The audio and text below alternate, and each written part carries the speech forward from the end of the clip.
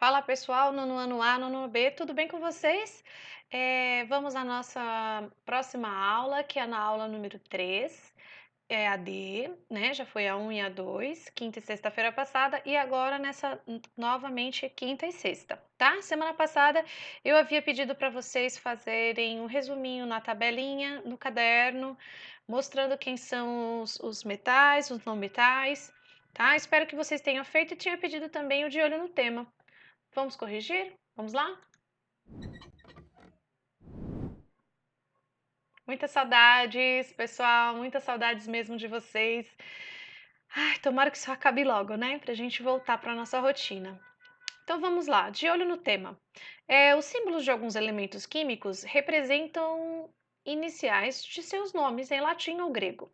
Então eu queria que vocês, na hora que tivessem visto, né, de tanto ver a tabela, já saber quem é o F, o AG, o HG, o K e o Na. Quem teve que olhar na tabela, tudo bem, não tem problema, ainda é uma lição, tá? Então eu tenho lá flúor, prata, mercúrio, potássio e sódio. É, Deixem gravadinho no caderno de vocês. O nosso próximo tema seriam ligações químicas. O que eu percebi? Que aqui no nosso livro, ele só fala, ele não tem um exercício que consiga explicar melhor como é essa ligação, tá? Então, eu montei uma apresentação no PowerPoint para mostrar para vocês como que ficaria essa ligação, tá? Aqui é só um modelinho de capinha, vamos lá, ligação iônica. O próprio nome dele já diz, vai ser uma ligação entre íons, tá? Mas antes disso, vocês precisam saber o seguinte, a ordem, na verdade, a regra do octeto, tá? Porque a regra do octeto é fundamentada na chamada teoria do octeto. O que é isso? É uma regra química simples, segundo a qual os átomos tendem a combinar-se de modo a ter cada um 8 elétrons de sua camada de valência, ficando com a mesma configuração eletrônica de um gás nobre. Param! Para tudo aí. Sabe lá na sua tabela periódica, aquela que está lá no seu livro? Olha ela aí. Na última camada nos gases nobres. Olha eles aqui.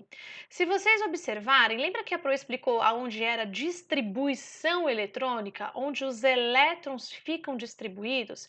Vocês podem perceber que todos começam com 2, então 2 na primeira camada. O hélio fica por aí mesmo. Só que olha o neônio, ele começa com 2, depois ele vai para outro número, aqui ó, e no final acaba sempre com 8. Aqui está bem pequenininho, eu não consigo visualizar. O argônio, ele começa com 2, também acaba com 8. E no final das contas, o que eles perceberam? Que essa linha aí dos gases nobres, ele tinha essa tendência em ter 8 elétrons e deixava um elétron que estável. Lembra do joguinho? Quanto mais elétrons a gente colocava, ele aceitava uma quantidade certa de elétrons em cada camada, né? Eu não posso jogar qualquer coisa. Então, lá, essa linha aqui, ela mostra isso, que são 8. Então, o elétron, ele tende a ter 8 elétrons na camada, tá? Que aqui foi o que eu acabei de escrever, ó, na camada, aqui na coluna 18. Ou seja, a ligação iônica resulta da atração entre metais e não metais, que se mantêm fortemente unidos, tá, gente? Nessa forma iônica, onde eles ganham e perdem. É, é uma ligação extremamente forte, tá? Essas informações que eu estou colocando aqui, tem lá no livro de vocês, mas aqui eu deixei ela de uma forma mais fácil para a gente conseguir, resumido, para a gente conseguir entender. Verifiquem na tabela, quando eu digo que é uma ligação entre metais e não metais, eu quero dizer que é uma ligação entre toda essa parte branca da tabela com essa parte azul, tá? Vocês têm que lembrar quem são os ânions e quem são os cátions, tá bom? Ânions, olha lá, um átomo de cloro, simbolizado pelo Cl, receber um elétron passará a ser um íon negativo, ou um ânion, simbolizado pelo Cl negativo. Então, quando ele ganha um elétron, né, ele recebe um elétron, ele fica mais negativo. Então, ele ganha um sinalzinho aqui. Quando acontece o contrário, ele fica positivo, tá? Ele fica um cátion e ele fica com um maisinho, tá bom? Isso tem no livro de vocês, olha lá de novo, coloquei aqui só para dar uma relembrada. Quais outras ligações sem ser o sódio, né, porque a gente tem no livro lá o exemplo do sódio. Nós temos também o cloreto de césio, o sulfato de zinco e o fluoreto de cálcio, tá? As propriedades das substâncias iônicas. Geralmente, essas propriedades são: apresentam alto ponto de fusão e ponto de ebulição, são sólidas a temperatura ambiente a 25 graus e apresentam forma definida. Olhem no livro de vocês que eles mostram uns quadrados bem certinhos, cubos, na verdade, né?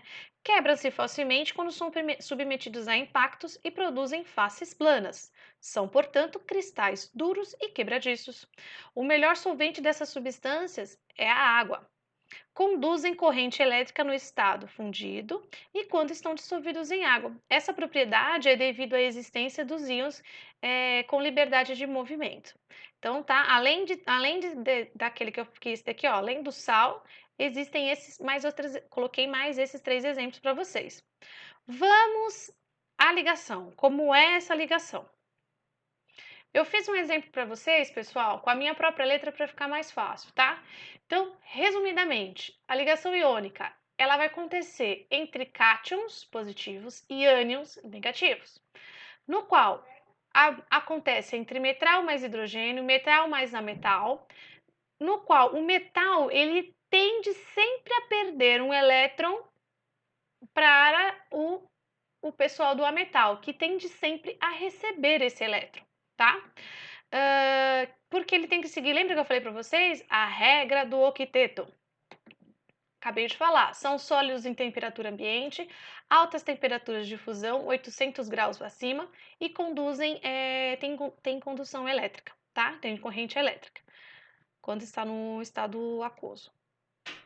Bom, vamos lá. Quando eu pego aqui o sódio ele tem um número 11 de prótons. Se ele tem um número 11 de prótons, ele tem um número 11 de elétrons, lembra? Prótons e elétrons têm o mesmo número. O cloro tem 17. Leila, de onde você tirou isso? Da tabela periódica. Pode olhar lá que vai estar lá na tabela periódica, tá? Observe a distribuição dos elétrons na tabela. Então, eu quero que vocês olhem aquele número pequenininho que eu falei lá no começo. Na primeira camada tem 2 elétrons, na segunda camada tem 8 e na terceira tem 1. O cloro, na primeira camada tem 2, na segunda camada tem 8 e na terceira camada tem 7. O que acontece? Por que eu coloquei esse pontilhado aqui? Porque eu quero que vocês observem que para ele ficar com 8 elétrons na última camada de valência, ele precisa perder 1. E aqui ele tem 8, então para ele ficar com uma camada de valência é mais fácil ele ganhar 1 do que perder 7. Então, ó, metais tendem a doar elétrons pela ordem do octeto, e eles precisam estar estabilizados com 8 elétrons na camada de valência, beleza? Então, ó, o sódio ele vai perder, então ele vai ficar mais positivo. Perder um elétron ficou positivo. O cloro ele vai receber, então ele ganhou um elétron, ele ficou mais negativo. Lembra? Quanto mais elétron, mais negativo, porque o elétron é negativo. Então eu vou ter a solução cloreto de sódio, NaCl, tá? As cargas são anuladas. Como assim? Eu tenho mais aqui, menos aqui, vai ficar 1 para 1, tá? Conseguiram entender? Esse número aqui, ó, tá lá na tabela periódica de vocês, aquele número pequenininho. Leila, então se eu fizer com outro elemento, então eu vou pegar o Mg e vou pegar o F. Vou olhar a distribuição dele. Na primeira camada, eu vou ter 2, né? Na primeira camada, eu tenho 2. Na segunda camada, eu tenho 8. E agora, na primeira camada, eu tenho 2, na segunda, eu tenho 7. Esse aqui é mais fácil perder para ficar com 8 do que esse para perder para ficar com 7, certo? Então, ele vai ganhar um elétron. E agora, então esse aqui ele não perde 2, então mais 2. Esse aqui, ele vai ganhar mais 1, então eu vou colocar só o tracinho negativo aqui do elétron. Pessoal, nem na química, quando é 1, não precisa marcar 1, tá? Então, porque isso que aqui não tem. Então, o magnésio perde 2 e o flúor precisa só de 1. Regrinha do escorregador. Como que seria isso agora, Porque agora eu tenho cargas e números diferentes. Então, vamos supor que esse aqui é o cátion e esse aqui é o ânion. tá? Eles vão trocar, então quem está aqui em cima vai descer e quem está aqui em cima vai descer para cá. Então eu tenho magnésio com 2, eu vou descer e passar para cá para o flúor. O flúor tem para cá, tem um aqui, vou descer para cá, ele vai ficar com 1. Então como que ficaria isso? Magnésio 1 e flúor 2, tá? O composto formado então foi fluoreto de magnésio, tá bom? Então, essa é uma ligação iônica. E eu vou deixar para vocês aí tentarem fazer a ligação iônica no caderno do alumínio e do oxigênio. Voltem à aula, tentem colocar nos slides, tá bom? Para vocês conseguirem fazer a lição. Combinado, galera?